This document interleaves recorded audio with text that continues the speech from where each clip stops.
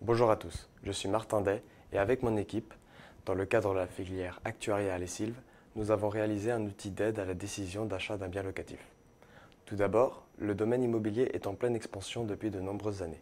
En effet, environ 1 million de transactions sont effectuées chaque année et les prix enflent au fil du temps, comme vous pouvez le voir sur ces graphiques qui montrent l'évolution des prix de l'immobilier ancien et neuf en France. Cela en fait un placement très intéressant pour les investisseurs, dont certains n'hésitent pas à acheter de nombreux biens partout dans le pays. Avant d'acquérir un bien immobilier, il est important de savoir à quel point il est rentable. De nombreux paramètres sont à prendre en compte et les calculs peuvent s'avérer vite compliqués. C'est pourquoi nous avons développé une maquette Excel visant à juger la rentabilité d'un bien immobilier selon différents régimes et dispositifs fiscaux. Notre outil se démarque sur 2 points. La possibilité de renseigner plusieurs biens déjà possédés, ainsi que l'étude de différents scénarios sur l'achat d'un nouveau bien pour comparer les indices de rentabilité avec la courbe des cash flows, la VAN ou le TRI. Rentrons maintenant dans notre maquette. Il y a 3 feuilles de paramètres à remplir par l'utilisateur. La première concerne les paramètres exogènes. On y renseigne tous les paramètres qui concernent l'ensemble des biens, ainsi que les revenus annuels de l'utilisateur et son régime fiscal imposable. Certains paramètres ont des valeurs par défaut afin d'aider l'utilisateur. Il y a aussi la présence de certaines valeurs pour 2 scénarios supplémentaires, le meilleur et le pire des cas. La deuxième feuille demande à l'utilisateur de renseigner le nouveau bien qu'il veut étudier. Tout d'abord, les informations sur le bien, son prix, son état, le loyer. Ensuite, sur les charges, avec la part prise en charge par le locataire ou la taxe foncière. Puis spécifique à l'emprunt avec l'apport personnel, la durée du prêt, le type du prêt et le taux nominal. Enfin, les paramètres avancés avec les possibles vacances locatives et les charges spécifiques à l'agence immobilière. Bien entendu, dans cette feuille, il reste les valeurs par défaut et les 2 scénarios. Enfin, la troisième feuille concerne les éventuels biens déjà possédés. Il a la même caractéristique que la deuxième feuille pour chaque bien. Cela permet de se mettre à la place d'un particulier cherchant à améliorer ses revenus locatifs. Passons maintenant à un exemple concret de notre maquette. Quand l'utilisateur arrive sur la maquette, il a accès à 3 feuilles de paramètres. La première concerne les paramètres exogènes de tous les biens possédés. Prenons maintenant l'exemple de M. Martin. M. Martin est célibataire et a un revenu annuel de 50 000 euros. M. Martin est également imposé en régime foncier réel. Voici les paramètres avancés pour tous les biens, avec notamment un taux de 2% utilisé pour le calcul de la VAN et une décote de 20% initiale pour tous les biens. On peut éventuellement céder des valeurs par défaut situées sur la droite.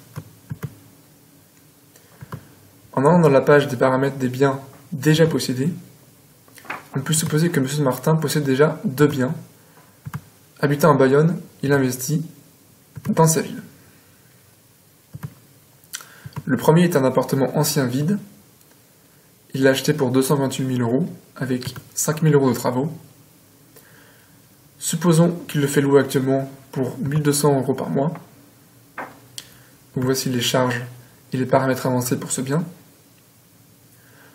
On peut également supposer que M. Martin compte revendre ce bien dans 10 ans pour 250 000 euros.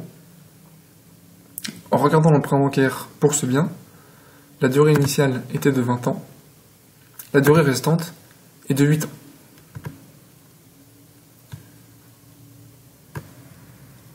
Le deuxième bien est un investissement sur un appartement vide, neuf, sous le dispositif Pinel pendant 12 ans. M. Martin l'a acheté pour 245 000 euros avec 7 000 euros de travaux initiaux. Il le fait actuellement louer pour 1 050 euros par mois. On peut supposer qu'il compte le revendre dans 30 ans pour 250 000 euros. Quand on regarde l'emprunt bancaire, la durée initiale était de 20 ans, la durée restante est de 12 ans. Il a donc acheté ce bien il y a 8 ans. On peut donc voir qu'il lui reste 4 ans sous le dispositif Pinel.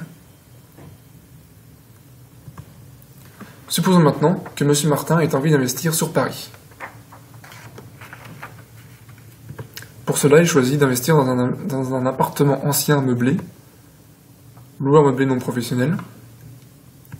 Le prix du bien est de 450 000 euros. La valeur des meubles est de 15 000 euros.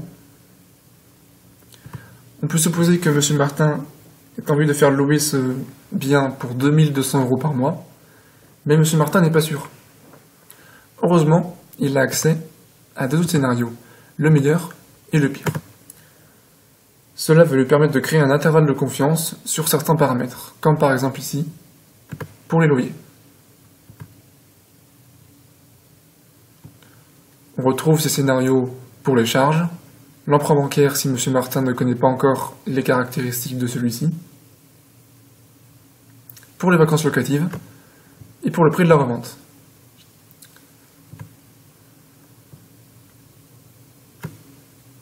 Les charges déductibles pour ce bien meublé sont de 1859 € par an. Après avoir entré tous ces paramètres, M. Martin a accès à de nombreux résultats, comme par exemple ici, le résumé de son investissement sur le nouveau bien, l'étude des cash flows avec le TRI et la vanne pour le nouveau bien, l'amortissement du prêt pour son nouveau bien, l'ensemble des cash flows pour tous les biens, avec toujours le TRI et la vanne, l'ensemble des rendements pour tous les biens,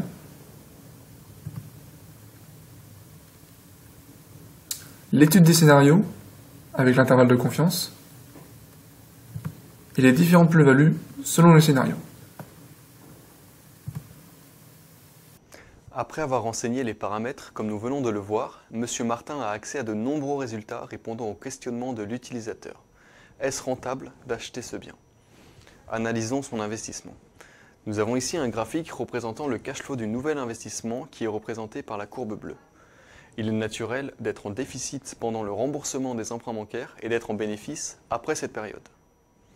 Ce graphique est complet et recense les flux en plusieurs catégories. Le loyer perçu, la mensualité due à l'emprunt, prélèvements sociaux, impôts et charges, comme on peut le voir juste ici.